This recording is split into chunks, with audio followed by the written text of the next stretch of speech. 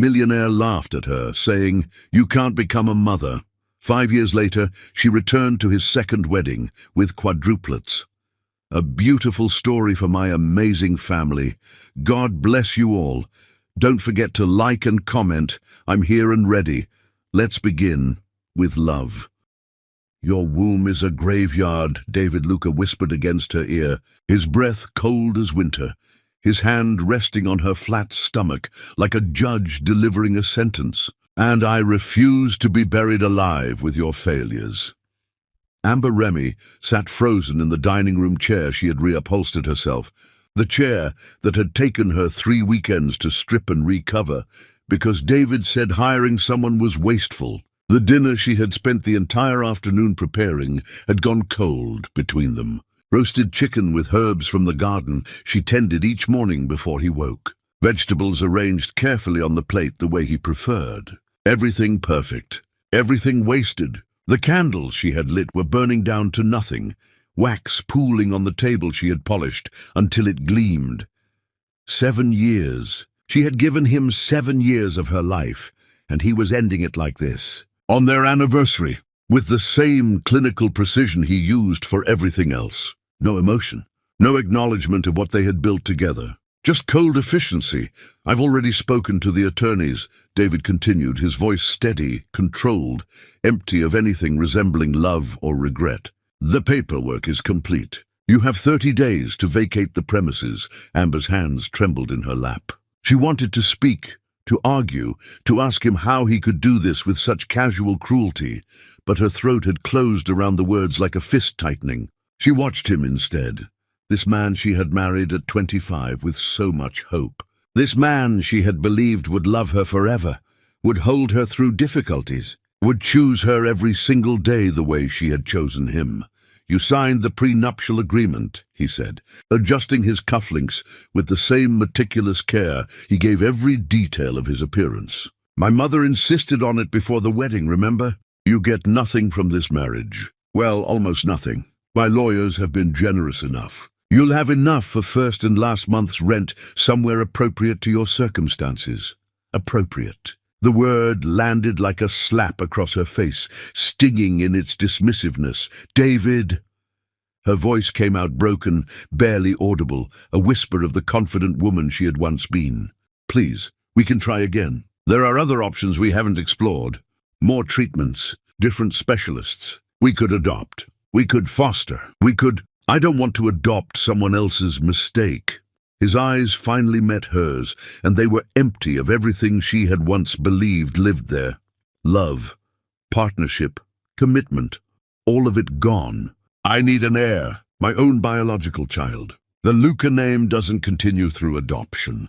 My father built this empire expecting it to pass through blood. I won't be the generation that fails that legacy. I lost 3 babies. The words tore out of her, raw and bleeding. "The 3, do you remember what that felt like? Do you remember holding me in the hospital after the last one? Do you remember promising we would get through it together? I remember wasting 3 years on something that was never going to work." He stood, smoothing his suit jacket with practiced movements. "Natalia's already pregnant. We had the confirmation yesterday. 12 weeks along, healthy, everything progressing normally. Everything you couldn't manage." The room tilted sideways. Amber gripped the edge of the table to keep from sliding off her chair. Her vision blurred at the edges. "Natalia, from the marketing firm we hired last year. You've met her at several events. The charity gala, the summer party at the club." He said it like he was discussing which restaurant they should try for dinner, casual and unconcerned. "She's younger than you, 26. Healthier. Her body actually functions the way it's supposed to. The way a woman's body should function." Amber stood on shaking legs, her knees barely supporting her weight. "How long? Does it matter? How long have you been with her while I was your wife?" David sighed, annoyed by the question, annoyed by her presence, annoyed by everything about her and this conversation that was keeping him from whatever came next in his carefully planned life. 8 months. Since your last miscarriage made it abundantly clear this wasn't going to work, that you weren't going to work. 8 months. While she had been grieving their 3rd lost baby, while she had been trying to heal from the emergency surgery, while she had been blaming herself for not being enough, for failing at the one thing women were supposed to do naturally. He had already moved on, already found someone new, already made plans for a future that erased her completely, as if she had never existed at all. "I loved you," she whispered, the past tense feeling like death in her mouth. "You were convenient," he corrected without hesitation. "When we met, I thought you'd be a good wife. Pleasant enough, easy to manage, good with social situations. You knew how to smile at the right people and say the right things. But none of that matters if you can't give me children. None of that matters if your body is fundamentally broken. I have a medical condition. The doctors said the endometriosis. The doctors said your body doesn't work properly." David picked up his phone, checking messages, already mentally gone from this conversation and this marriage and this woman who had failed him. "That's not my problem to solve anymore. That's not my burden to carry. I gave you 3 chances, 3 attempts. Most men wouldn't have been that patient. Most men would have left after the first failure. Patient. He thought he had been patient. The word was so absurd, Amber almost laughed. Except laughter would have turned into screaming, and she couldn't afford to fall apart. Not yet. Not while he was still here watching. "I built this home for you," Amber said, her voice strengthening with desperation, with the need to make him see what he was destroying. "I gave up my work at the flower shop to support your career. I managed your social calendar. I entertained your colleagues and clients. I made this place a home instead of just an expensive apartment. I did everything you asked of me, everything, and I compensated you with a comfortable lifestyle." He gestured around the penthouse with a sweep of his hand. "This apartment, the clothes in your closet, the luxury of not having to work. You lived well for 7 years, better than you would have on a florist's salary. Now it's over. You should be grateful I'm not making this difficult. I could contest things. I could make your life very unpleasant. But I'm being reasonable, grateful." He wanted her to be grateful for her own destruction, for the annihilation of everything she had believed about her life and her marriage and her worth. "I can't afford anywhere on what you're offering," she said, hating how small her voice sounded. "You know that. You know exactly how impossible you're making this. Then you'll need to find work. The flower shop might take you back if you ask nicely. Or there are other positions for women with your limited skills." He moved toward the bedroom, clearly finished with this conversation. "I'm sleeping at the new place tonight, the townhouse in the district. Natalia is waiting. The movers will come next week for my things. Make sure you're not here when they arrive. I don't want any dramatic scenes. David, please." She followed him, hating herself for begging, but unable to stop the words from coming. "Please don't do this. We can fix this. I'll do anything. I'll try different treatments. I'll see different doctors. He turned in the doorway, and for just a moment something flickered across his face. Not regret, not love. Just a distant acknowledgement that she was a human being suffering in front of him, and he was the cause of that suffering, and he had made his peace with that reality. You can't fix being broken. Amber, some things just don't work no matter how much effort you put into them. Some people aren't meant for certain lives. You were never meant for this life." He paused, his hand on the doorframe, looking at her one last time. "My mother was right about you from the beginning. She said you were temporary. She said you didn't have what it takes to be a Luca wife. I should have listened to her sooner. Would have saved us both considerable time and trouble." Then he left. The door closed with a soft click that sounded like a coffin ceiling, like the end of everything, like the death of every hope she had ever carried. Amber stood in the center of the penthouse, surrounded by everything she had carefully chosen and arranged over 7 years. The artwork she had selected from galleries, the curtains she had hung after measuring every window twice, the plants she had nurtured from small pots into thriving green life, all of it witness to her complete annihilation. She walked slowly to the bedroom and opened the closet. Half empty already. He had been moving things out gradually for weeks, maybe months, and she had been too naive to notice, too trusting to question why his side of the closet had less and less each time she looked. Her phone rang, shattering the silence. His mother's name appeared on the screen, and Amber's hand shook as she answered because some habits were too ingrained to break, even when everything else was broken. "He told me it's done." The older woman's voice came through, cold and satisfied, almost gleeful. "I'm glad he finally listened to reason, finally saw sense. You were never right for this family, dear. Surely you can see that now. Surely you understand you were always going to be temporary. We tried to tell you, but you were stubborn about it." Amber ended the call without responding. She sat on the edge of the bed where she had once believed she was loved, where she had once imagined a future filled with children and laughter and growing old together, and she felt something inside her crack and splinter. Not break cleanly, crack, like ice forming over deep water, spreading in patterns that would eventually consume everything beneath. The dinner still sat on the table when she finally moved again hours later. She looked at it, at the effort and hope it represented, at the herbs she had grown herself and the care she had taken with presentation, and she understood with brutal clarity that hope had been the cruelest thing of all. Hope had kept her trying when she should have seen the truth. Hope had blinded her to his distance and his contempt and his complete lack of love. She packed a single suitcase, not carefully, not with any thought to what she might need in whatever came next. Just grabbed clothes and shoes and the few personal items that were truly hers, that had belonged to her before the marriage. Everything else belonged to the life David had built and was now dismantling piece by piece. Everything else was contaminated by his rejection. At midnight, she walked out of the penthouse for the last time, carrying one bag and nothing else. The doorman, who had greeted her warmly for 7 years, wouldn't meet her eyes. He knew. Everyone in the building knew. She was the woman who couldn't keep her husband. The woman who failed at the one thing women were supposed to do naturally. The defective one. The night air hit her face as she stepped onto the street, autumn cold, with a promise of winter coming, and she realized she had nowhere to go. Her sister lived across the country in Oregon. Her friends had slowly disappeared during the marriage because David preferred they socialize only with people who advanced his goals, who could help his career, who mattered. She had a bank account with barely enough for a month's rent in the cheapest neighborhood she could find. She stood on the sidewalk with her single suitcase and understood that this was what complete destruction felt like. Not dramatic, not violent, not the kind of thing that made good stories. Just quiet and thorough and absolute. 7 years reduced to one bag and nowhere to go, and a future that looked like nothing but darkness.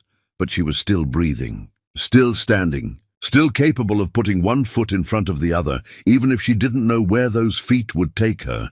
She didn't know yet that this moment would define everything that followed. Didn't know that survival sometimes looked like just continuing to exist when existence felt impossible. Didn't know that the woman she would become was being forged in this exact moment of absolute devastation. She only knew that David Luca had called her a graveyard, had declared her worthless, had erased her like she was nothing, and she needed to prove she was capable of growth, capable of life, capable of something more than just being the broken thing he had discarded, even if it killed her trying. Chapter 2.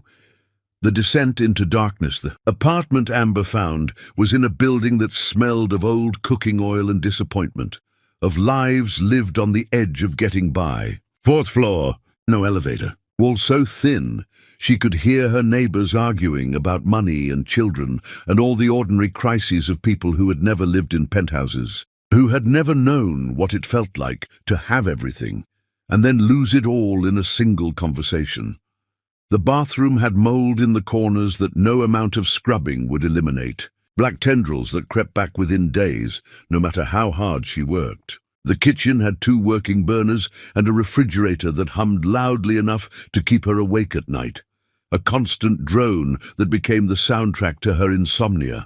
The bedroom window looked out onto a brick wall 3 feet away. No natural light, just perpetual dimness. It was all she could afford with what David's lawyers had given her. She spent the first week unpacking her single suitcase and trying not to think about the walk-in closet she had left behind, organized by color and season, or the marble bathroom with heated floors, or the kitchen where she had once prepared elaborate meals for David's colleagues and clients who had praised her cooking and her grace and her skill at making everyone feel welcome. None of that mattered anymore.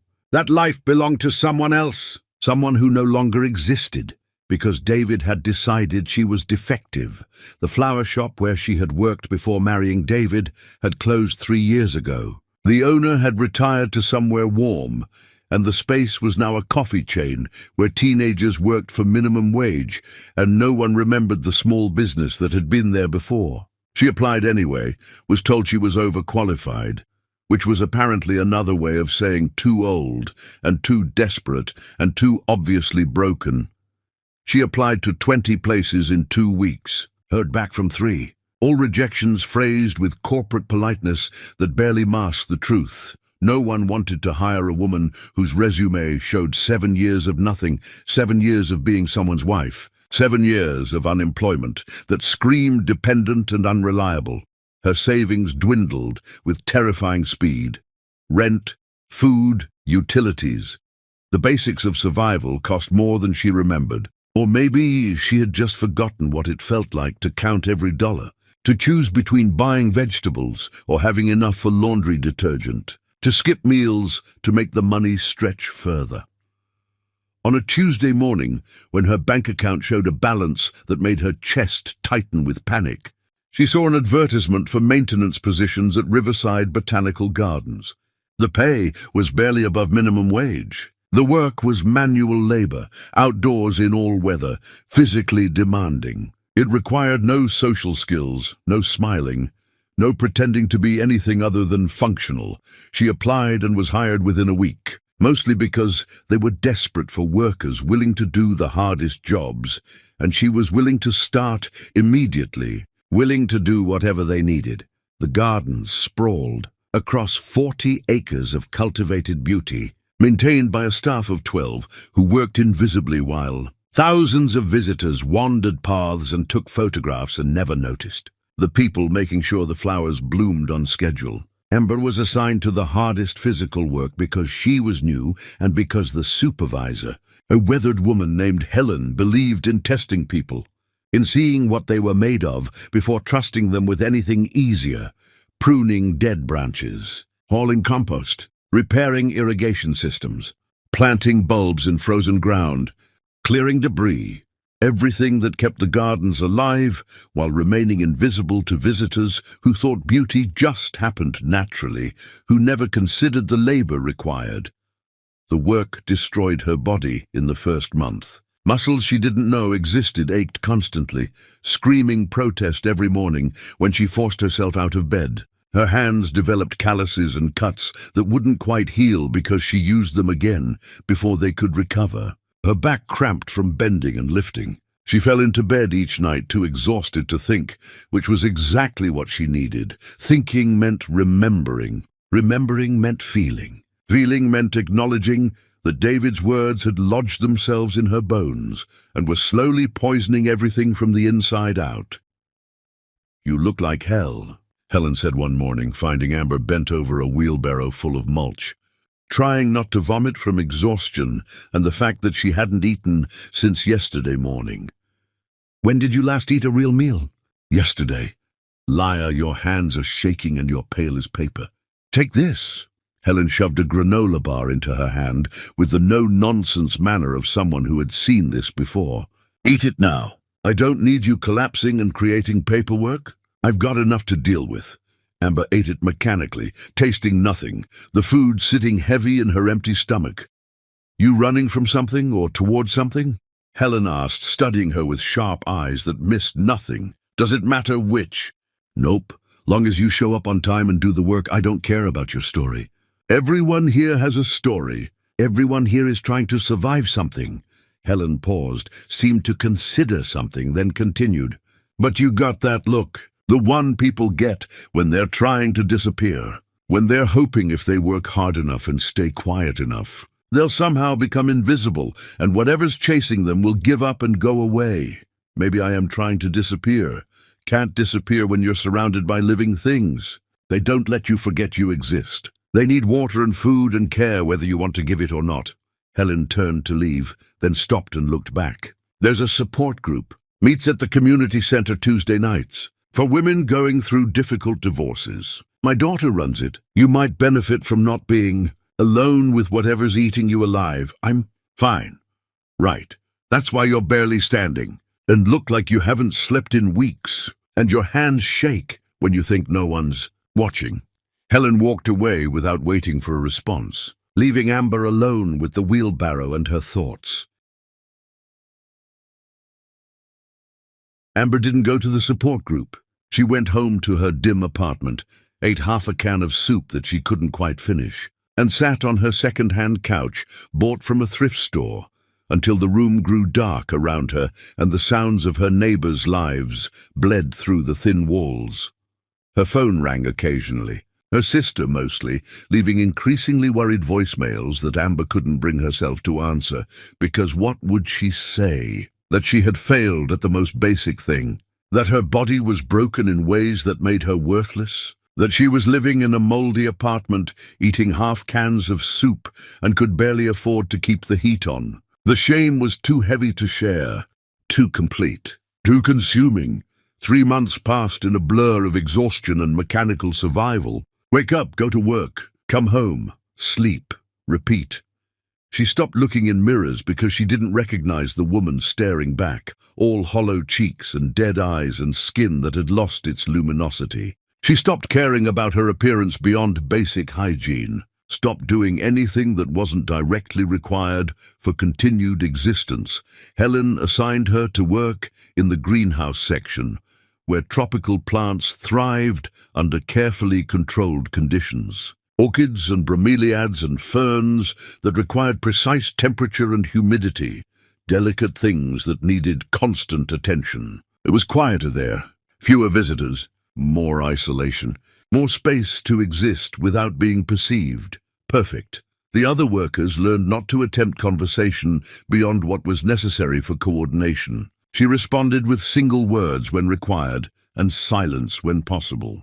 They decided she was unfriendly or damaged or both, which was fine. Better than them knowing the whole truth. Better than them seeing how broken she really was. On what would have been her 8th anniversary, a date circled in her mind, if not on any calendar. Amber finished her shift and walked home slowly through streets that grew emptier and darker as she moved further from the city center. She climbed the 4 flights of stairs to her apartment, each step feeling heavier than the last. Sat on her couch, stared at the wall where paint was peeling in the corner, and something inside her broke. Not dramatically, not with tears or screaming or any outward sign, just a quiet internal collapse of whatever structure had been holding her upright, whatever scaffolding had been keeping her functional. She found herself walking, out of the apartment, down the stairs, through streets she barely registered, until she stood on the pedestrian bridge over the river, gripping the cold metal railing, looking down at black water moving underneath with a current that would carry away anything that fell into it. It would be easy, so easy to just stop fighting, stop pretending she was fine, stop carrying this weight that grew heavier every day until it felt like it would crush her completely. She gripped the railing tighter and leaned forward slightly, testing. The water below looked cold and final and peaceful in a way that nothing else in her life felt peaceful.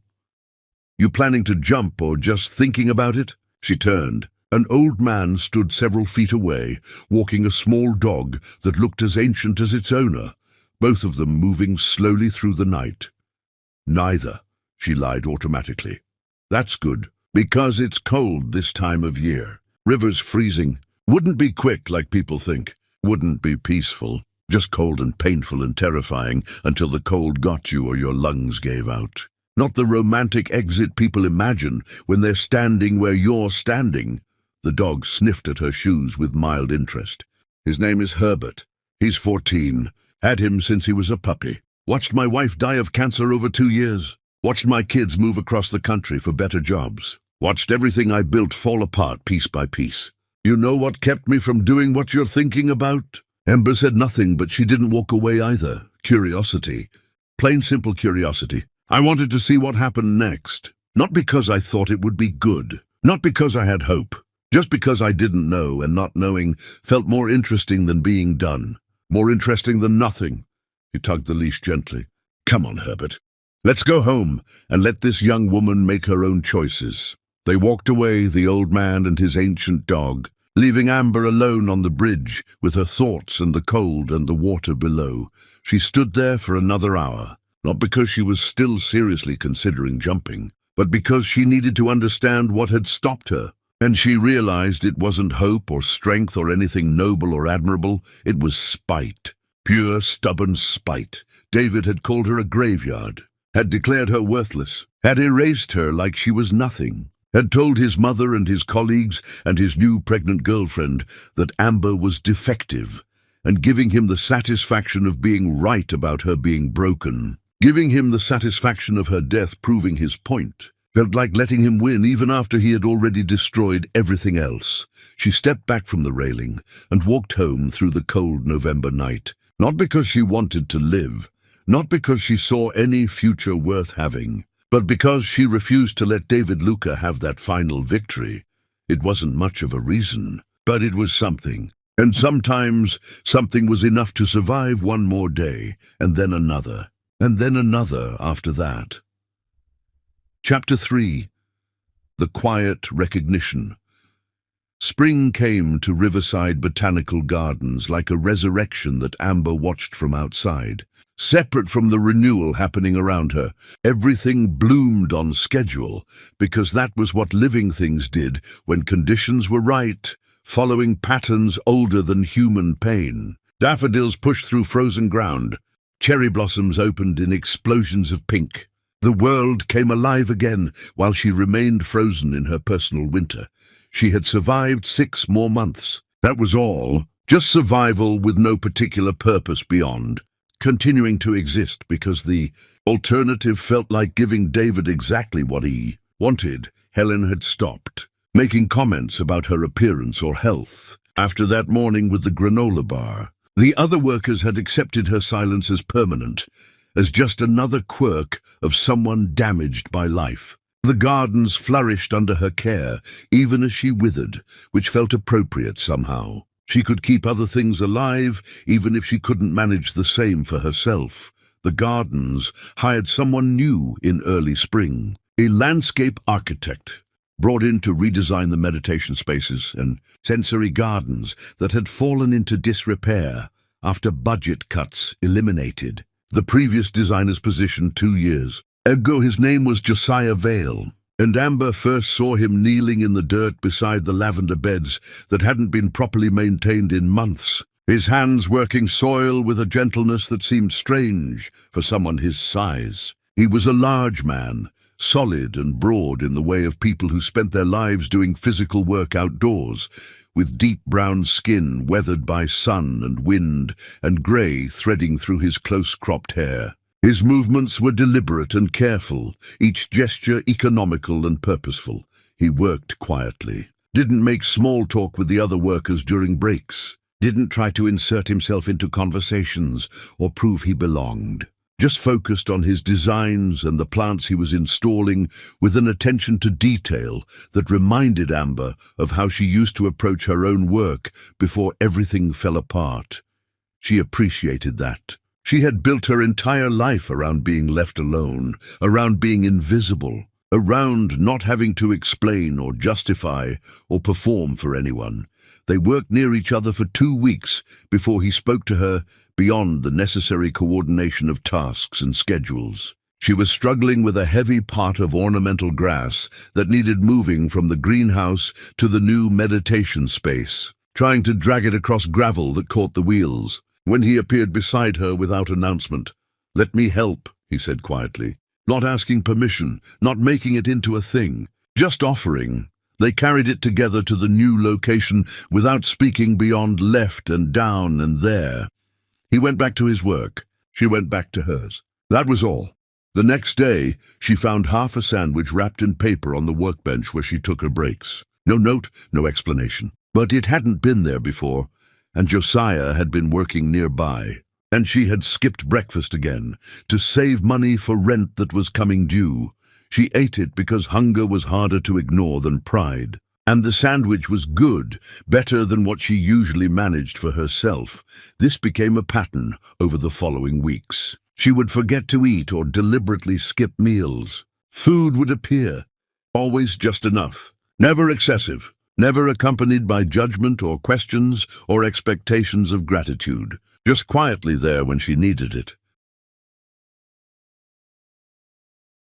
On a Friday, 3 weeks after he started, Helen assigned them both to repair the greenhouse irrigation system that had developed multiple leaks overnight, flooding one corner and threatening the orchid collection. They worked in humid silence while rain hammered the glass ceiling, creating a sound like being inside a drum. Diagnosis and repair requiring coordination, but not conversation.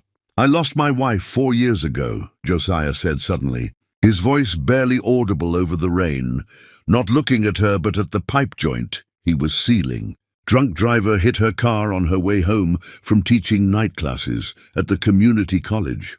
She taught literature to adults who hadn't finished high school. Loved it. Said it was the most meaningful work she'd ever done. Amber's hands stilled on the pipe she was sealing, not sure how to respond or if response was expected.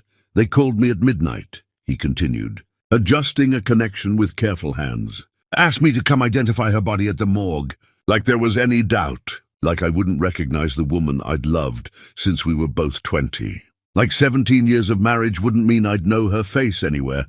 His voice cracked slightly on the last word. "I'm sorry," Amber said. The words inadequate but genuine. "I spent 2 years after that traveling. Different cities, different jobs, landscape work wherever I could find it. Thought if I kept moving, the grief couldn't catch me. Thought if I never stayed anywhere long enough to unpack, I wouldn't have to face the empty house and the life we'd planned." He adjusted another joint, testing for pressure. "But grief is patient. It waits for you to stop running. It waits for you to get tired. And then it's right there, exactly where you left it." Amber understood that more than she could articulate. The futility of running from pain that lived inside your own bones. "I came back here 6 months ago because I got tired," he said. "Tired of running. Tired of pretending I was doing anything other than avoiding the truth that Elena was gone and wasn't coming back. Thought maybe if I stopped trying to escape, I could learn to just exist alongside the pain instead of being consumed by it every single day." The rain softened to a steady rhythm, less violent but constant. "Why are you telling me this?" Amber asked, needing to understand what he wanted from her. "Because you have the same look I saw in my own mirror for years. Like you're here but not really here. Like you're going through motions but not actually living. Like you're waiting for permission to stop existing, but don't know how to ask for it." He finally met her eyes, and his held understanding rather than pity. "And I wanted you to know someone else understood what that feels like. What it costs to just keep breathing, when breathing feels like the hardest thing you've ever done." Something cracked in Amber's chest. Small, almost imperceptible, but definitely there. A fissure in the wall she had built around herself. "My husband divorced me because I couldn't have children," she heard herself say, words she hadn't spoken aloud to anyone since leaving the penthouse. Words that felt like glass coming up her throat. 3 miscarriages in 5 years. 3 failures. 3 times my body rejected the only thing he wanted from me. He told me my body was a graveyard, and he refused to be buried with my failures. Josiah's jaw tightened, but he didn't interrupt. Didn't try to fix or minimize or offer platitudes. He remarried before our divorce was even finalized. She was already pregnant with his child. Everything he wanted. Everything I couldn't give him, no matter how hard I tried. The words came faster now, pressure releasing after months of containment. I stood on a bridge last November at 2 in the morning, looking down at the water, thinking how easy it would be to just stop, just let go, just be done with all of it, but you didn't. No, why not? Spite. She almost smiled at the admission, at how petty and small it sounded. I didn't want him to be right about me being broken. Didn't want to give him the satisfaction of proving his point by destroying myself. Spite is underrated as a survival mechanism, Josiah said, and there was understanding in his voice, maybe even approval. Kept me alive through some very dark periods, too. Anger at drunk drivers, fury at the universe, rage at the unfairness of losing someone who had so much more to give. Not noble, not admirable, but effective. They finished the repair in silence, but it was different now. Shared rather than parallel. Companionable rather than merely adjacent. Over the following weeks, they began taking breaks together. Not deliberately arranged, not planned or announced, just naturally gravitating toward the same bench. The same quiet spaces where conversation was optional, but companionship was present. Where two damaged people could exist side by side, without demands or expectations. He told her about Eleanor, about their plans for children that never materialized because they kept waiting for the right time. About the graduate degree she was finishing in education when she died. About the house they were renovating together, stripping wallpaper and refinishing floors, planning to fill it with life and laughter and the future they were building. She told him about David, about the years of feeling insufficient and defective, about the medical appointments and treatments and specialists who kept saying, "Try again, keep trying, don't give up." About the hope that repeatedly shattered into smaller and smaller pieces. About the penthouse and the flower shop, and how she had somehow lost herself so completely during the marriage that she didn't recognize who she was anymore. Couldn't remember what she had wanted before David decided what she should want. My wife used to say broken things were more beautiful than perfect things. Josiah said one afternoon while they ate lunch in the shade of an oak tree, watching visitors wander past without seeing them. She collected antique pottery, loved the pieces with cracked glazes and repaired chips and visible history. Said they told stories that perfect things couldn't tell. That damage was just proof that something had survived. Did you believe her? Not until after she was gone.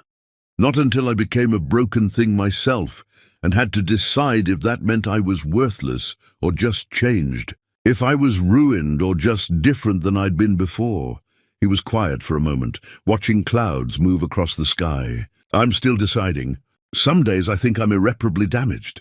Other days, I think maybe damage is just part of being human. Maybe everyone's broken and some of us are just more honest about it. Me too, Amber admitted, surprised to hear herself say it out loud. Still deciding.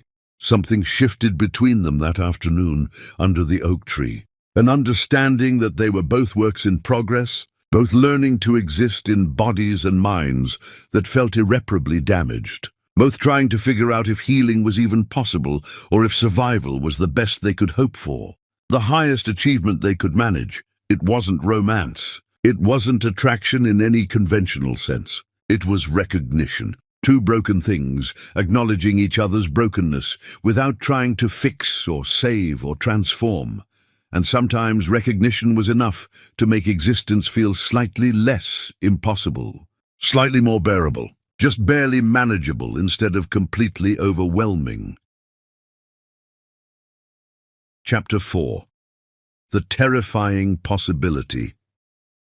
Summer turned the gardens into something excessive and overwhelming. Everything growing too fast, blooming too intensely, requiring constant maintenance to prevent nature from reclaiming the carefully cultivated spaces people paid to visit. Ember and Josiah worked together more often now, Helen pairing them for projects that required two people, and neither of them objected. The work felt easier with company, with someone who understood silence, with someone who didn't demand explanations or performance. They started meeting outside of work. Small things at first, nothing that looked like dating or romance or anything requiring definition. Coffee before their shifts at a place that served decent brew and didn't try to make conversation. Walks through the gardens after closing when the gates locked and they had the paths to themselves. Just quiet movement through beauty they had helped maintain. Dinners at cheap restaurants where the food was mediocre but the company made it bearable. Where they could sit across from each other and talk or not talk as the mood required. Amber found herself thinking about him during the day when they weren't working together. Looking forward to seeing him, missing his presence on his days off, feeling disappointed when their schedules didn't align. She didn't have a name for what was happening. And she was afraid to examine it too closely because naming things made them real, and real things could be lost, and she couldn't survive losing anything else. Josiah seemed equally hesitant. He maintained careful distance even as they grew closer emotionally, sharing more and more pieces of their damaged histories. Never touched her beyond necessary coordination during work. Never suggested anything that looked explicitly like dating. Never used words like relationship or future. Just existed beside her in a way that felt safe and steady and unlike anything she had experienced with David, who had always been managing and directing and controlling. "I think I'm falling in love with you," he said one evening in late August while they sat in his truck watching the sunset over the river. The sky turning impossible colors. "And it terrifies me more than anything has terrified me since Elena died." Amber's breath caught in her throat. Her heart hammered against her ribs.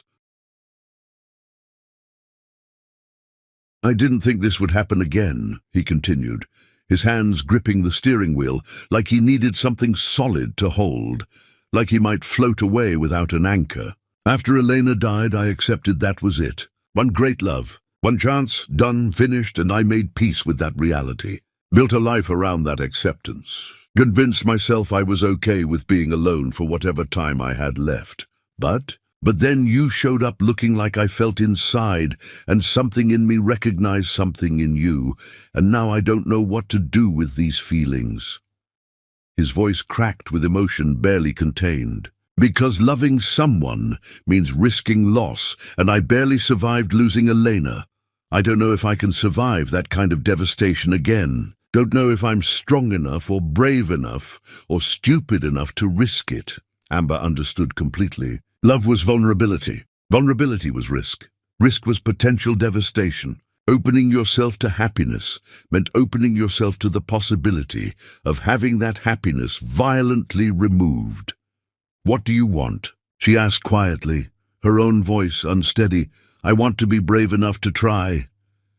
He finally looked at her, and she saw tears in his eyes, saw the fear and hope warring on his face. "I want to choose you even though it terrifies me. I want to build something real, even though I know intimately how fast real things can be destroyed by circumstances beyond anyone's control. I want to marry you." The last sentence landed between them like something precious and fragile, something that could shatter if either of them moved wrong. "Josiah, wait, let me finish, please." He turned in his seat to face her fully, giving her his complete attention.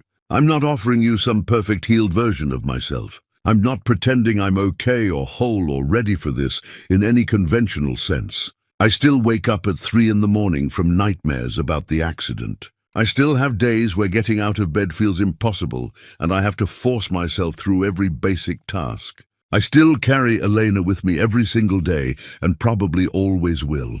You'd be choosing someone damaged, someone who might never be completely whole, someone who comes with permanent scars and ongoing grief. I'm not exactly whole either," she said, her own voice breaking. "I know. That's why this might actually work. Because we both understand what it costs to survive trauma. We both know hope is dangerous, and promises can be broken through no fault of anyone involved. We both know that love doesn't conquer everything, and sometimes the universe just destroys what you've built for absolutely no reason." He took a shaky breath, composing himself. "I'm asking you to marry me while being completely honest about how broken I am. And I need you to say yes, knowing that I come with permanent damage that won't ever fully heal. Or say no if that's too much. But whatever you choose, I needed you to know what I feel. Needed you to know you're not alone in this." Amber felt tears sliding down her face, hot against her skin, surprising in their suddenness. Not from sadness or fear, from the overwhelming recognition that someone was offering her truth instead of performance. Damage instead of pretense, reality instead of fantasy, authentic instead of perfect. "I'm infertile," she said, needing him to hear it again, needing to make absolutely certain he understood. The doctors were clear. 3 miscarriages. Significant scarring. Adenomyosis that creates an inhospitable environment for pregnancy. Even with treatment, even with surgery, the chances of successful pregnancy are nearly impossible. I might never give you children. I heard you the first time you told me. I might never be able to give you a family. I heard that too. And I'm telling you it doesn't matter. That's not why I want to marry you. Then why would you want to marry me? Why would you choose someone so fundamentally broken?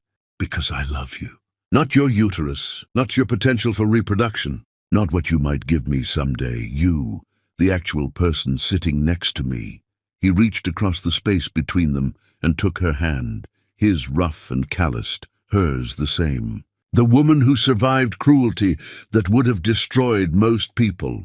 The woman who stood on a bridge and chose spite over surrender when it would have been so much easier to just let go. The woman who shows up every day and tends living things with such care, even while feeling dead inside. That woman, her I want to marry. Her I choose.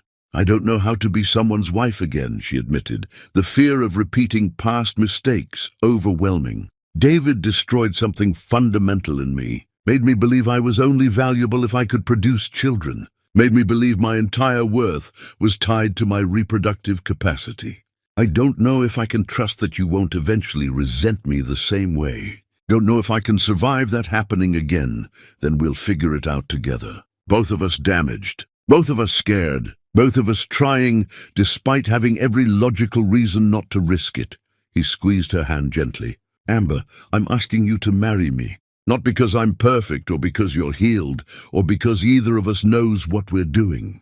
Marry me because we're both still here, still breathing, still capable of choosing each other despite every reason not to risk our hearts again.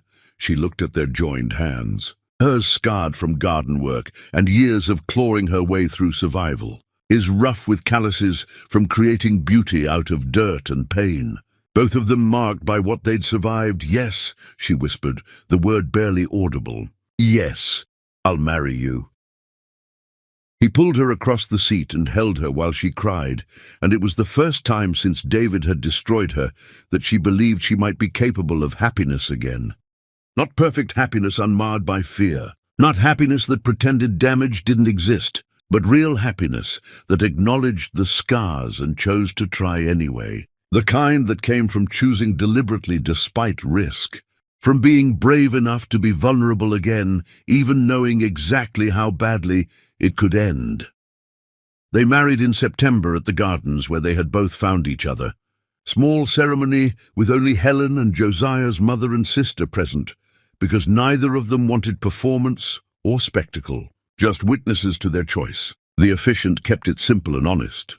They wrote their own vows, promising not forever, because forever was a lie the universe could violate at any moment, but promising today, promising honesty, promising to choose each other as long as choice remained possible.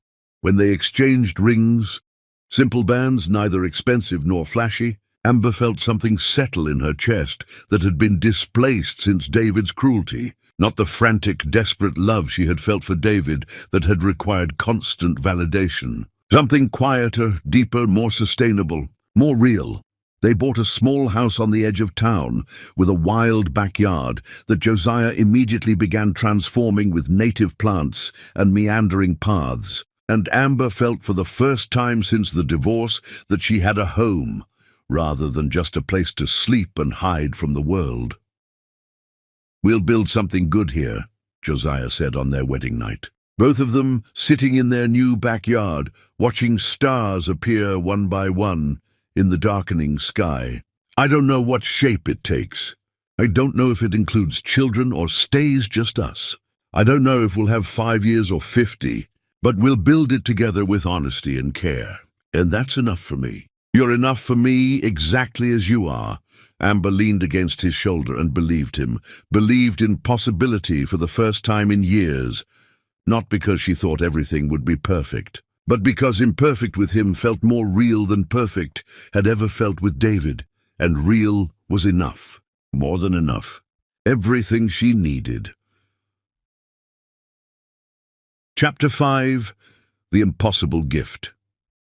4 months into their marriage, Amber woke at dawn with nausea so violent she barely made it to the bathroom. She sat on the cold tile floor afterward and felt dread settle into her bones with a weight that made her want to hide from reality. She knew this feeling, had experienced it 3 times before. The particular nausea that preceded the hope that preceded the devastating loss. No, not again.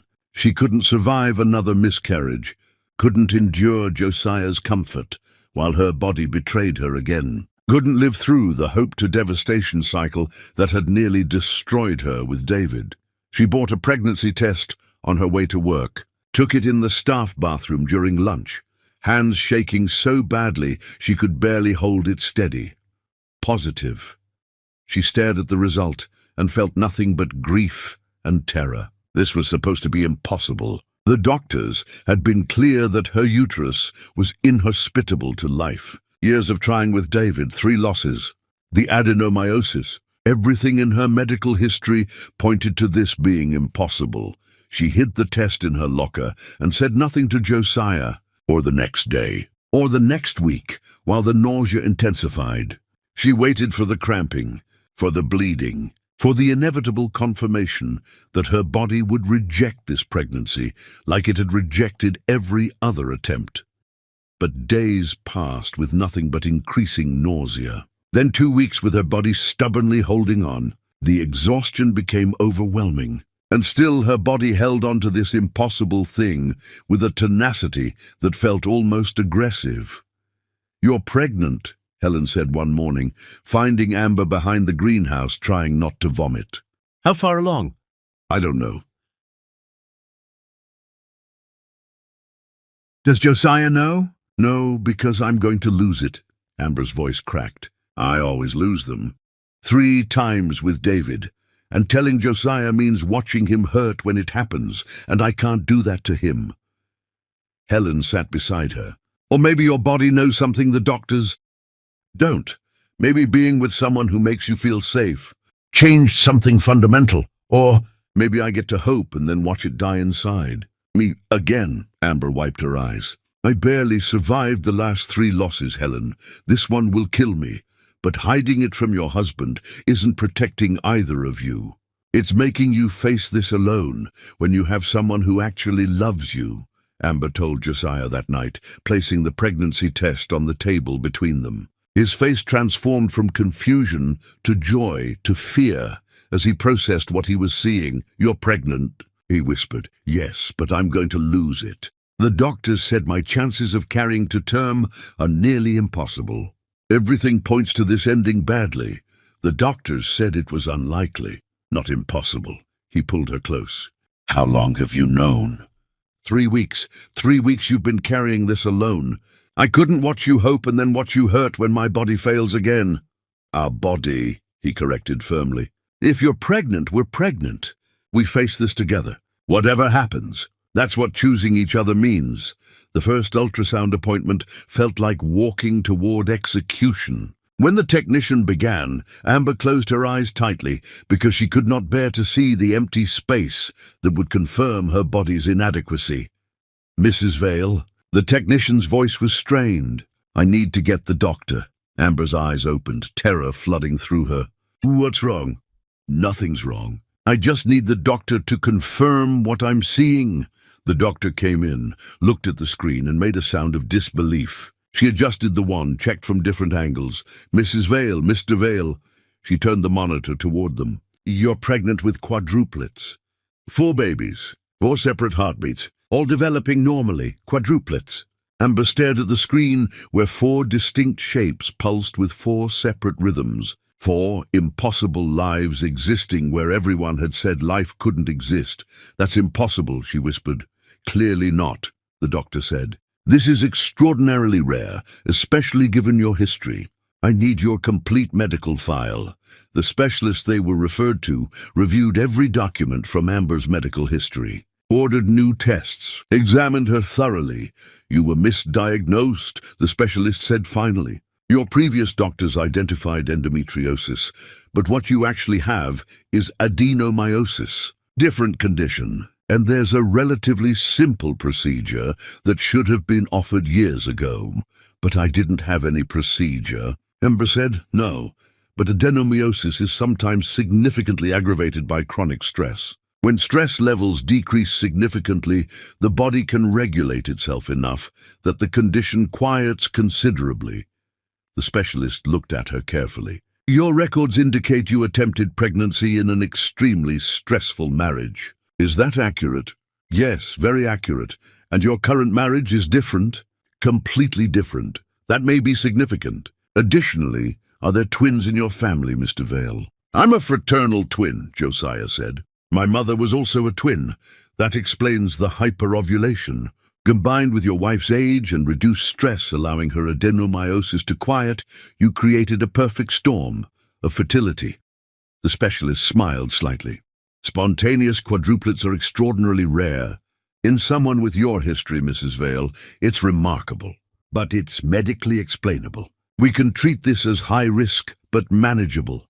Amber started crying, relief and terror mixing until she couldn't separate them.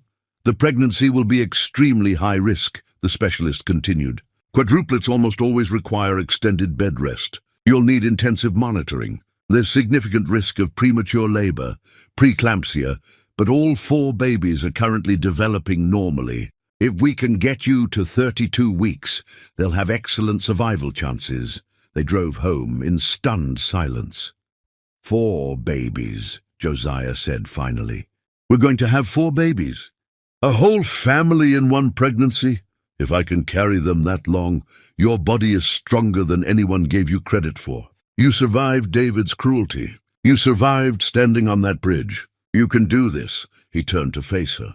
We're going to do this together, whatever it takes. That night, lying in bed with Josiah's hand splayed across her stomach, where 4 lives somehow fit, Amber let herself believe something she had thought impossible for years. She let herself hope, not cautiously, but recklessly and completely. 4 lives. 4 chances. 4 reasons to believe her body was capable of miracles instead of just graveyards. 4 reasons to believe David Luca had been wrong about everything. Chapter 6. The Cruel Invitation. The pregnancy consumed everything with an intensity that left no room for anything else. Amber stopped working at 12 weeks when the nausea became so debilitating she couldn't stand upright for more than an hour. Helen hugged her goodbye, told her to focus on those babies, promised her position would be waiting. At 13 weeks, she was hospitalized for hyperemesis gravidarum, so severe she couldn't keep down water. 5 days of IV fluids while Josiah slept beside her bed, holding her hair back when she vomited, reading to her when she was too weak to do anything but listen. At 16 weeks, baby C. Willow showed signs of growth restriction on the ultrasound. 2 weeks of modified bed rest while doctors monitored constantly, adjusting medications until Willow's growth normalized. At 20 weeks, Amber's cervix began shortening, a sign of potential incompetence that could lead to premature labor. Full bed rest, complete and total. The doctor was clear: stay horizontal or risk losing all 4 babies before viability.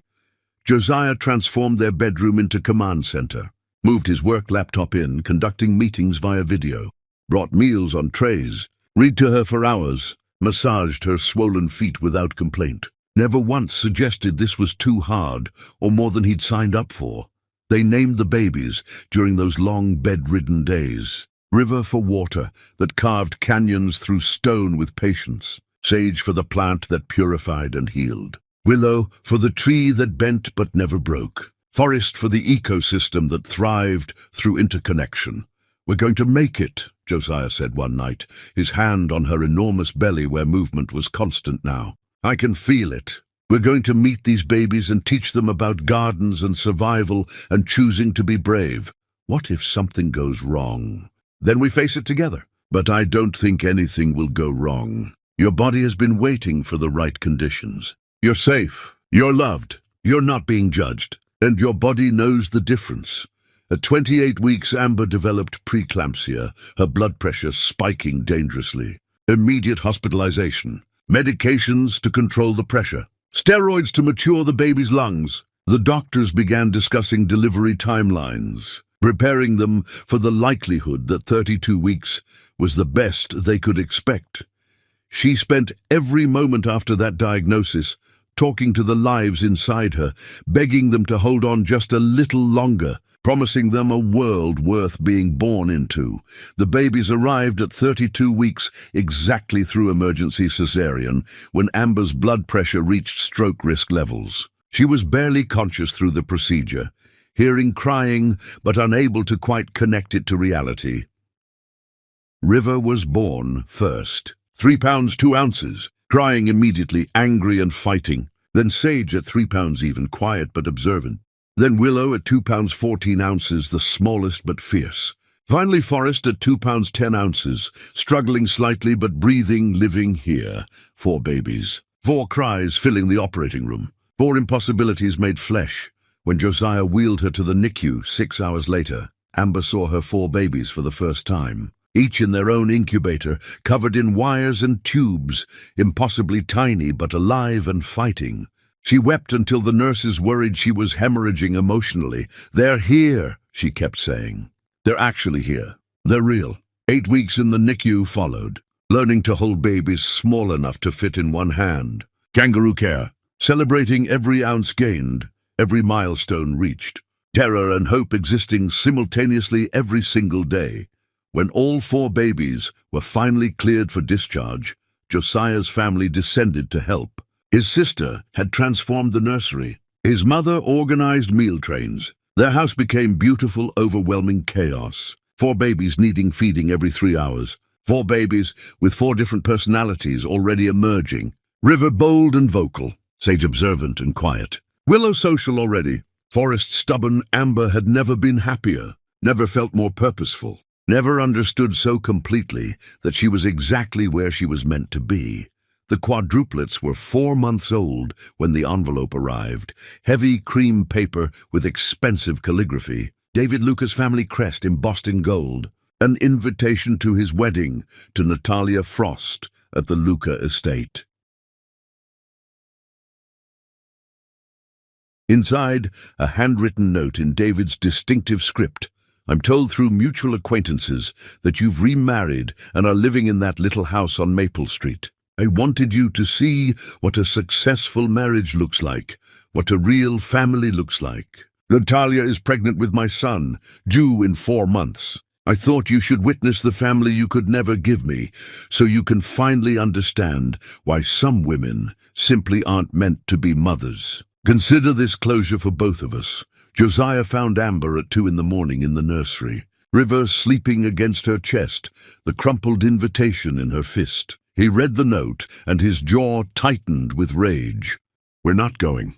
We're burning this and forgetting he exists." "No," Amber said quietly. "I need to go. Why would you give him that power? I'm not giving him anything. I'm taking something back." She looked up at Josiah. "He told me I was a graveyard, that I would never be a mother, that I was defective and worthless. I need him to see that every word was a lie. I need to stand in front of him with our children and prove his judgment was worthless. You don't need to prove anything to him, not to him. To myself." She adjusted River carefully. "I need to close that chapter completely, and I can't do that until I face him one last time and show him he was wrong about everything, that his cruelty didn't destroy me permanently." Josiah understood. He had needed similar closure after Elena's death. Standing in court during the drunk driver's sentencing, finally releasing the rage.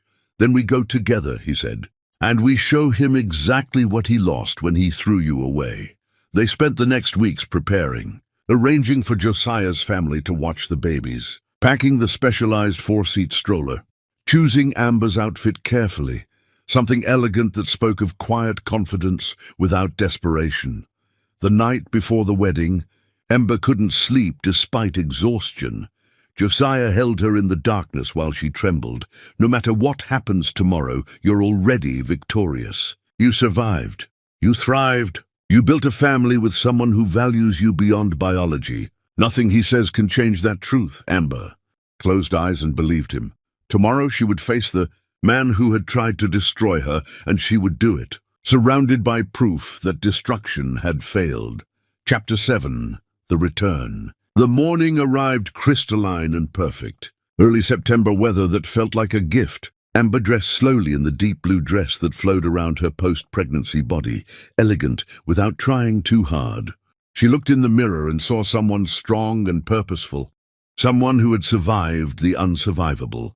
Josiah loaded the stroller and diaper bag with methodical care, his tension radiating like heat despite his steady movements. The drive took 2 hours through countryside that gradually shifted from modest to sprawling estates. They didn't talk much. Everything had already been said. This was ritual now, closure, the final act of a story that had begun 7 years ago with cruelty and was ending today with vindication. The quadruplets slept for most of the drive, their synchronized breathing calming. They woke 15 minutes from the estate, alert and curious. As if they sensed the importance of this moment, Amber nursed them quickly in a gas station parking lot, Josiah standing guard, his presence making her feel safe in a way she hadn't felt during her entire first marriage.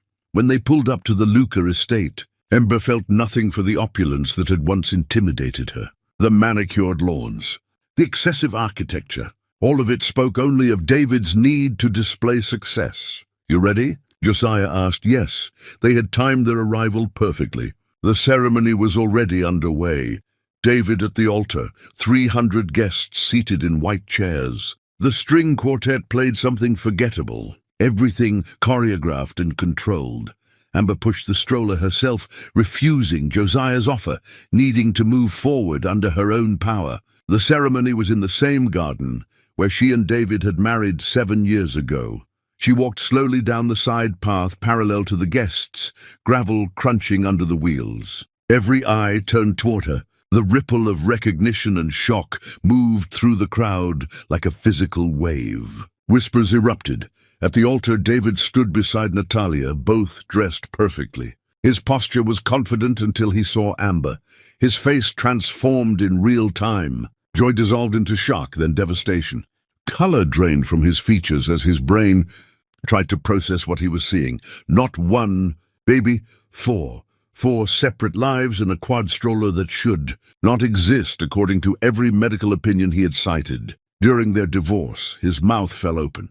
His entire body froze mid-vow. The officiant had to repeat the question twice, then a third time, before David managed to tear his eyes away and attempt to continue, his voice barely audible.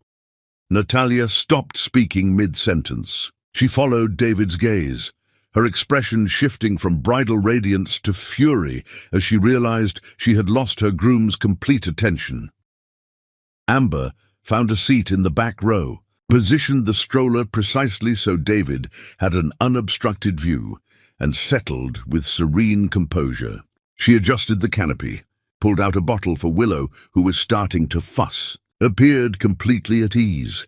The ceremony tried to continue, but it was disaster barely contained by social convention. David's responses were nearly inaudible, his eyes constantly drifting back to Amber. Natalia's voice grew increasingly shrill, trying to reclaim her moment. When she said, "I do," her voice was sharp, with barely suppressed rage. When the officiant asked David, there was a pause so long guests shifted uncomfortably. Finally, David whispered something that might have been affirmation. The kiss was perfunctory and cold. The applause polite rather than enthusiastic, everyone aware they had witnessed something deeply uncomfortable. During cocktail hour, David tried 3 times to approach Amber. Each time Josiah intercepted smoothly, positioning himself like an immovable wall. The third time, Josiah leaned close and said something that made David step back as if physically pushed, his face pale. But at the reception, when Josiah stepped away to change Sage's diaper, David finally cornered his ex-wife near the garden's edge, where white lights hung like captive stars. "Amber," his voice cracked on her name. "Please, just 5 minutes." She turned to face him, and he looked like a man confronting the ruins of everything he had believed. "Are they mine?" he asked desperately. "Were you pregnant when we divorced?" "No." "Then how?" "The doctors said you couldn't." "The doctors were wrong. You were wrong. Your entire understanding of my worth was wrong." Her voice was calm, devastating in its simplicity. They're Josiah's children, all four, conceived and born years after you threw me away. That's impossible. Clearly not. She gestured toward the stroller. David's face crumbled. I made a terrible mistake. I see that now. Natalia isn't who I thought. The pregnancy was a lie. She's cruel and only wants my money. I was wrong about everything. Yes, you were. I still love you, he choked out, tears starting. I never stopped. I should have fought for us. Should have supported you. Should have been a real partner. Should have treated me like a human being instead of defective merchandise. Amber finished. Should have attended appointments. Should have held me when I miscarried instead of blaming me. Yes, all of that. I'm sorry. Before she could respond, Natalia appeared, having tracked David with the vigilance of someone who recognized threat. She inserted herself between them, her voice cutting. What are you doing? Why are you crying? Why are you talking to your pathetic ex-wife instead of celebrating our wedding? She looked at Amber with undisguised hatred. You showed up with your bastard children to ruin my day. You're desperate and sad and obviously still in love with him. But he's mine now. You had your chance and failed. Her voice rose loud enough that nearby guests stopped pretending not to watch. He chose me. I'm pregnant with his child. David tried to calm her but made everything worse. The scene escalated, Natalia screaming. David trying to explain. Server's frozen. The string quartet trailing off into silence. Then River stopped breathing. His face turned blue, body going rigid. Amber moved with practiced calm, immediately lifting him, turning him face down on her forearm, performing back blows with precise pressure. Josiah materialized beside her instantly, phone already out. Both of them working with seamless coordination, learned through months of NICU training. Within 15 seconds, River gasped and began breathing again, crying with outraged wails. The surrounding guests stood frozen, horrified witnesses to a crisis they didn't understand. David watched this unfold and understood what partnership actually looked like, what real love required, what he had thrown away. He had never attended Amber's medical appointments, had viewed her crises as inconveniences, had never learned to support her through difficulty. Watching them move in perfect synchronization, he understood he hadn't just lost a wife. He'd lost a partner. Natalia watched the entire garden's attention focus on Amber and her babies, on David's face as he stared at his ex-wife with naked longing. Then something inside her snapped. She grabbed David's arm hard enough to bruise. Choose right now. Me or your past. David looked at his new bride and saw not a partner but a transaction. He looked back at Amber, nursing River while Josiah talked quietly to the other babies. David understood he had already chosen, years ago when he prioritized dynasty over devotion. The choice had been made, and he had chosen wrong. Natalia saw the truth on David's face. She removed her veil with shaking hands, her voice rising to carry across the garden. I can't marry a man who's still in love with someone else. David Luca is emotionally unavailable and clearly still attached to his past. This marriage is over. She told the assembled guests there would be no marriage, that she was leaving, that David could keep his ring and his pathetic obsession.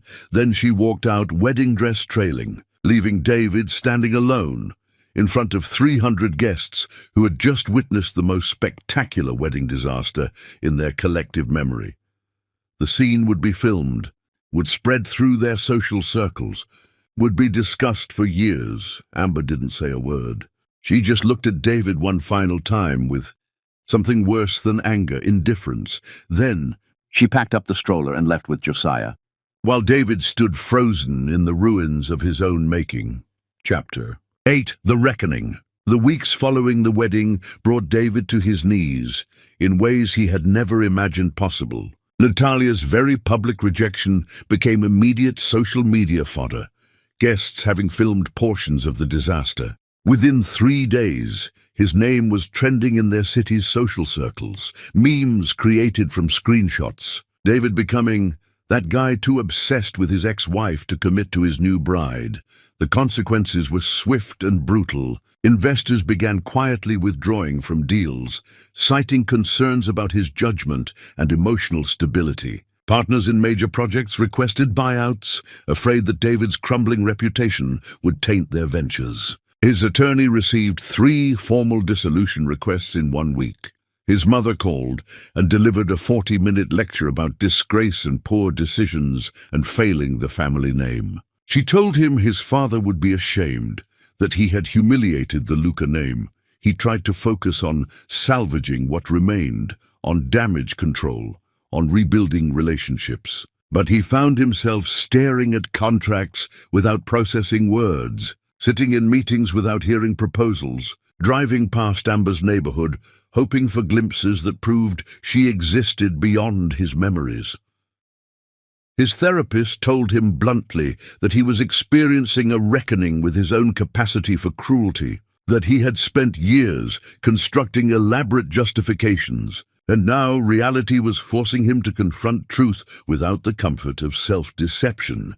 "You told yourself she was the problem," his therapist said. "You constructed an entire narrative where you were reasonable and she was defective. But narratives built on lies eventually collapse, and yours collapsed in front of 300 witnesses.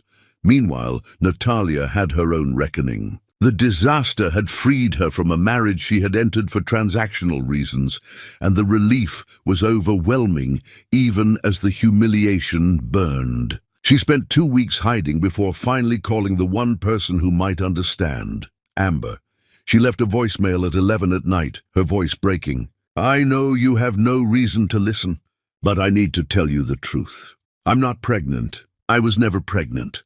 I lied to trap David because I'm infertile myself and desperately wanted children and thought his money could solve that problem through treatments.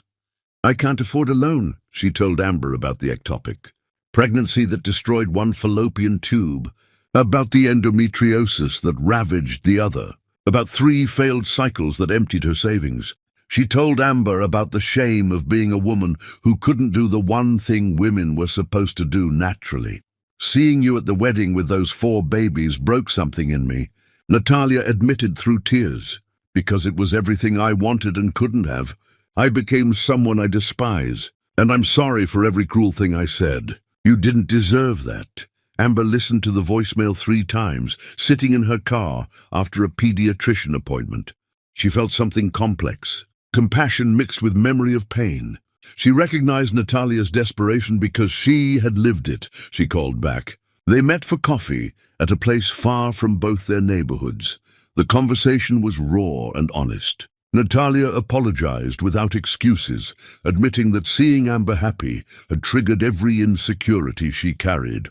Amber told Natalia her full story. About the misdiagnosis, about the corrected diagnosis, about the specialist who said stress and trauma could prevent pregnancy even when the body was technically capable. About how finding safety with Josiah had allowed her body to heal. "I believe my infertility during my marriage to David was my body protecting me," Amber said, refusing to bring children into a toxic environment. "The quadruplets only became possible because I found a partner who made me feel safe." She offered Natalia the name of her specialist, told her about support groups, and most importantly, told her she didn't have to figure this out alone. Natalia left that coffee shop with something she hadn't felt in years: hope. Not hope for pregnancy necessarily, but hope that she could become a person she respected. She and Amber maintained occasional contact. 2 women who had both been nearly destroyed by the same man's inability to see worth beyond biology. David, learning about Amber and Natalia's coffee meeting, felt jealousy and exclusion. His ex-wife and his failed bride had found common ground without him, had created connection through shared survival of his cruelty, and he was excluded from the healing they were pursuing. His business continued its steady erosion. He tried to rebuild his reputation through charitable donations to infertility research and women's health initiatives. But everyone saw through the performance. His mother told him he had become his father, had repeated the exact pattern of cruelty that had destroyed their family. She told him something she had never revealed, that his father had divorced her not because she couldn't have more children, but because he viewed her as defective for the complications that ended her fertility. "Watching you treat Amber the same way broke my heart," she admitted. "I was cruel to her because seeing your marriage reminded me of my own pain. I've apologized to her in writing." She acknowledged it but didn't respond. "And I don't blame her. She told David he needed to understand he might never get the forgiveness he wanted, that some damage was permanent, that the best he could hope for was to become a better person going forward." David sat with that knowledge and understood that his cruelty had roots deeper than his conscious choices, that he had inherited patterns he never questioned. It required fundamental transformation. And he didn't know if he was capable of that kind of change, but for the first time, he was willing to try. Not because he thought it would win Amber back, but because living with who he had become felt worse than the work of becoming someone different. Chapter 9.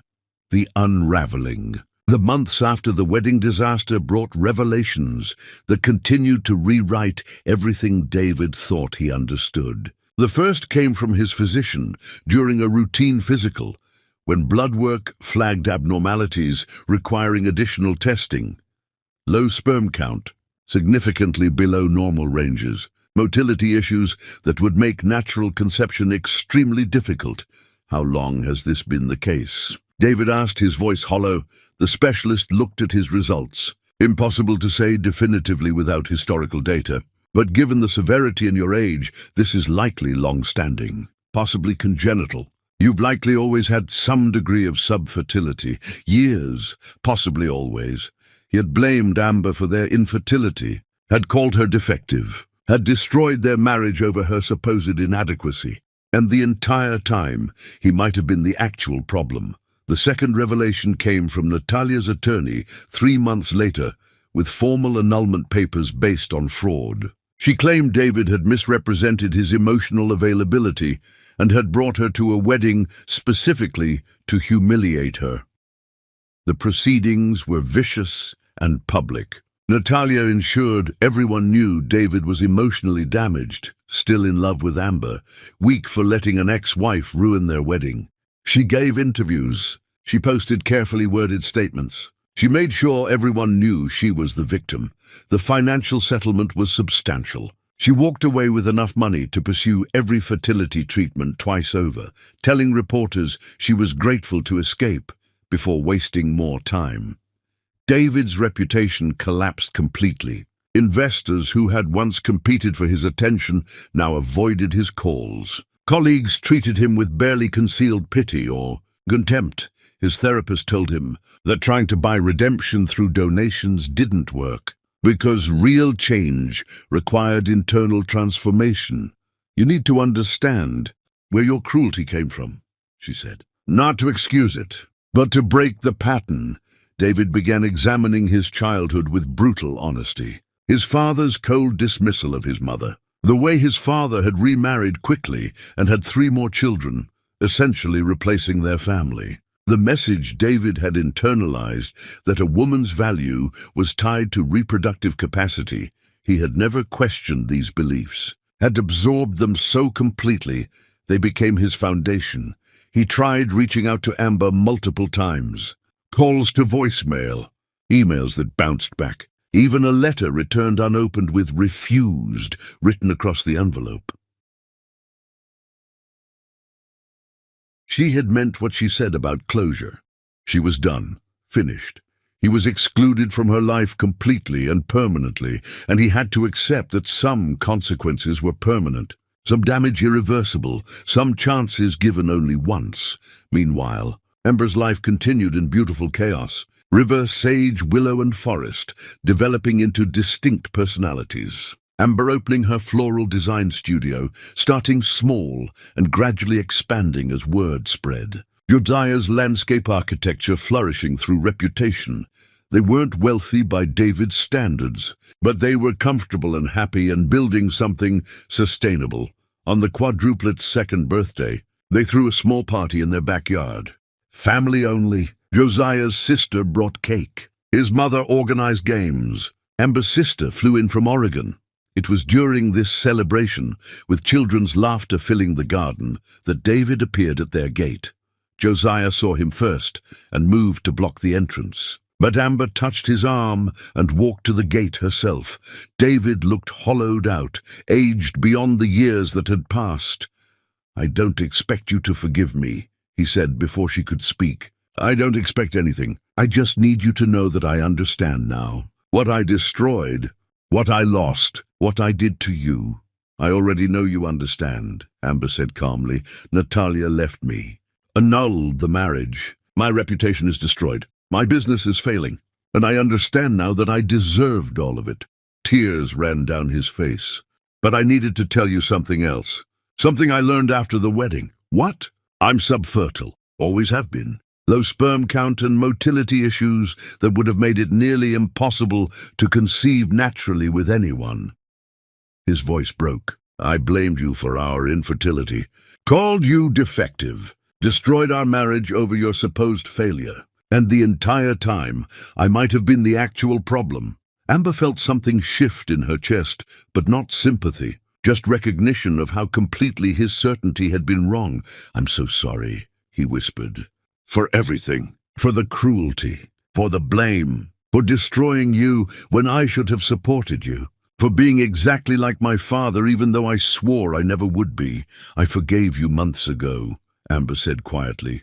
"Not because you deserved it, but because carrying anger toward you became a burden I no longer wanted. Forgiveness is about my peace, not your redemption. Thank you. But forgiveness doesn't mean reconciliation. You can never be part of my life or my family's life. This conversation is our final closure. There will be no further contact.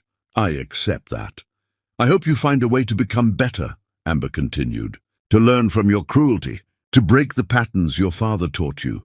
She told him what her therapist had helped her understand, that breaking generational patterns required becoming conscious of them, that he didn't need to erase his father's influence, but rather choose differently every day. "I'm going to give my children a letter someday," she said, "about how they came from impossibility, about how other people's verdicts on your worth are often wrong. I wanted you to know that your cruelty led me somewhere better." David left her gate with tears streaming, and Amber watched him walk away, knowing she would never see him again. Feeling the last chain of their shared history finally break and dissolve, she closed the gate and walked back to her family, to where Josiah stood ready to intervene if needed, to where 4 children played with chaotic joy, and she felt complete in a way she'd never imagined possible during those dark months after the divorce. Chapter 10. The Grace of Letting Go. 5 years passed in the beautiful chaos of raising 4 children who somehow shared a birthday, but absolutely nothing else about their personalities or interests. River climbed everything remotely climbable and gave Amber daily heart attacks with her fearless approach to physical risk. Sage observed the world with such intense focus that teachers called him gifted and suggested advanced programs. Willow charmed everyone within 5 feet of her existence and collected friends the way some people collected stamps. Forrest argued about everything, with the stubbornness of someone absolutely certain of his opinions, despite being 7 years old. Amber's floral studio had expanded into a space 3 times the original size, employing 2 talented assistants who helped manage the constant flow of orders from brides and event planners who specifically sought out her work. Her arrangements had become known throughout the city for their emotional honesty, for somehow capturing grief or joy or hope in petals and stems, for making people feel seen through flowers. Josiah's landscape architecture had grown steadily through reputation and word of mouth, his designs sought after for their understanding of how beauty and sustainability could coexist. They were comfortable financially, happy in ways that didn't require external validation, building something lasting together. One afternoon in October, Amber stood in her studio arranging flowers for a wedding the next day when a news alert appeared on her phone. Something made her actually read it, instead of dismissing it immediately. David Luca had quietly remarried. Small private ceremony, no guests. A woman named Patricia Morrison, described as a non-profit director in her 40s. No mentions of children or heirs or dynasty building. Just two people choosing each other. The article mentioned briefly that David had stepped back from daily operations of his family business to focus on philanthropic work, specifically a foundation providing counseling services for men dealing with toxic masculinity patterns and generational trauma. That he had become quietly known in certain professional circles for his work helping divorced fathers understand the emotional damage their behavior inflicted on children. Amber showed the article to Josiah that evening while the quadruplets worked on homework at the kitchen table with varying degrees of focus and complaint and creative avoidance.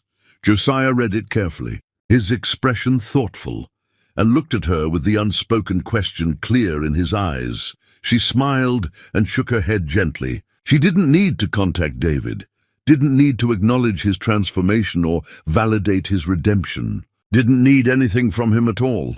She hoped he was becoming better, hoped he was breaking patterns that had nearly destroyed them both, hoped he had found some version of peace. But his journey was separate from hers now, parallel lines that would never intersect again. That was enough, more than enough. River interrupted their moment by announcing loudly that she wanted to be a botanist when she grew up. Sage countered immediately that he wanted to design sustainable buildings that used plants as part of the structure. Willow declared with absolute certainty she would be a teacher because she loved helping people learn. Forrest insisted with his characteristic stubbornness that he would be everything simultaneously because choosing one thing was limiting and he refused to be limited. Josiah laughed, the sound filling their kitchen with warmth, and told them they could be whatever they worked hard enough to become, that the world was full of possibilities. Amber added that they could change their minds as many times as they needed, that life was long and people evolved, and the person you were at 7 didn't have to determine the person you became at 17 or 37 or 70. That growth meant allowing yourself to transform. She looked at her 4 impossible children and her imperfect partner, and her messy kitchen filled with the evidence of actually living, and felt gratitude so profound it brought tears to her eyes, not gratitude for the suffering that had preceded this moment, but gratitude that suffering hadn't been permanent, that she had survived and chosen to rebuild rather than remain destroyed, that she had become someone capable of joy after learning intimately what devastation felt like. That night, after the children were finally asleep after the usual bedtime negotiations and delays, Amber sat at the kitchen table and pulled out the letter she had written years ago, the one she planned to give her children when they were old enough to understand complexity and nuance and difficult truths. She read it again, making small edits with a pen, adding thoughts that had come with time and perspective and the wisdom that only comes from surviving what shouldn't be survivable. You came from impossibility, she had written in careful script years ago, from 2 broken people who chose to heal together, from a body everyone said couldn't carry life, from a woman told she was fundamentally defective, from circumstances that should have prevented your existence but somehow made it possible instead. She continued reading, her own words bringing tears to her eyes even though she'd written them. Remember this, what people say you can't do, what you inherit, what breaks you, none of it defines what you can become. You get to choose. Every single day, you get to choose. Some people will try to define your worth by narrow measures, by things you cannot control, by their own limitations and fears projected onto you. Do not believe them. You are proof that verdicts can be wrong, that the impossible sometimes happens, that love creates conditions for miracles that cruelty can never produce. Your existence is my vindication and my joy and my proof that survival is worth the cost. She added one final paragraph in fresh ink, her handwriting slightly different now, but still recognizably hers.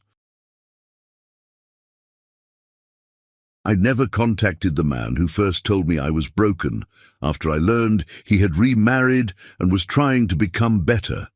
I never acknowledged his transformation or validated his redemption journey. I simply hoped he found what I found, not perfection, but authenticity. Not a life without regret, but a life lived with consciousness and care about the impact of his choices.